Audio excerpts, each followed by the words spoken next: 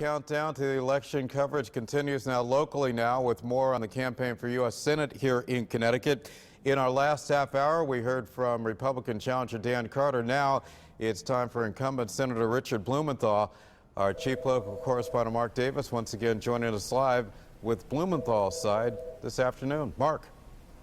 Hi, Keith. Good afternoon again, everyone. Senator Richard Blumenthal was a Yale Law School classmate of Hillary Rodham Clinton, so they go way back. He was appointed at the tender age of 31 as United States Attorney for Connecticut by President Jimmy Carter and has a long resume in elective politics, state rep, state senator, attorney general. He just turned 70 this year and shows no signs of easing up.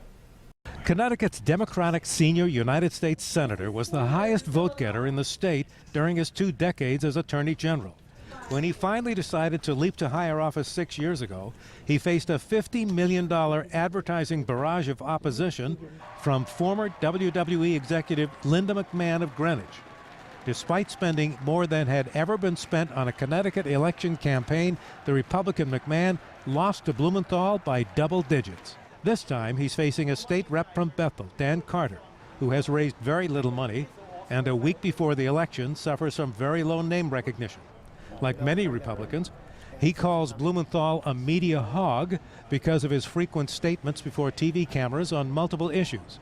Blumenthal defends the frequent news conferences this way. Standing up to powerful special interests often involves sounding an alarm. And frequent sounding the alarm on high-profile consumer and other issues, just as he did when he was Attorney General, has garnered Blumenthal high competency ratings in most opinion polls. Too often, the big, powerful special interests get their way in Washington, around the country, and my job has always been to stand up to those powerful special interests and fight for the people of Connecticut. His opponent has criticized his vote in favor of the Iran deal aimed at stopping Iran's nuclear program.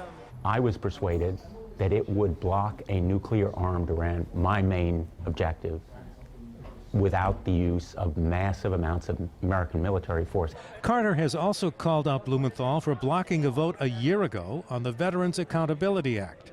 But Blumenthal notes that the blocking was intended to make the bill better by protecting whistleblowers, calling out problems at the Veterans Administration. In a bipartisan program called Veterans First that won unanimous approval from the VA committee where I'm the ranking member and is now on the floor. Blumenthal is hoping the final version will pass after the election. He also notes that he co-authored legislation with Senator John McCain giving more mental health resources for veterans that passed the Senate on a unanimous vote last year.